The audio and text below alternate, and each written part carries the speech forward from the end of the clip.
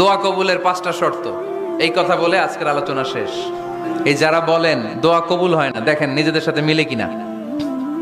এই 5টা শর্ত যদি পাওয়া যায়, মুহূর্তেই আপনার দোয়া আরশে যে নক করবে। 1 নাম্বার শর্ত আকলুল হালাল, হালাল খাওয়া। কি খাওয়া? আমরা দুইটাই খাই, হালালও খাই হারামও খাই। বেশি খাই কোনটা? হ্যাঁ, কি খান? আমি কই নাই কিছু, আপনারাই কইছেন। নিজের উত্তরে নিজে ধরা না। হারাম খেলে তো দোয়া কবুল হয় না। লা ইয়াদখুলুল জান্নাতা জাসাদুন গুযিয়া বিল হারাম। ওই দেহ কখনো জান্নাতে যায় না যে দেহ হারাম খেয়ে বর্ধিত হয়েছে।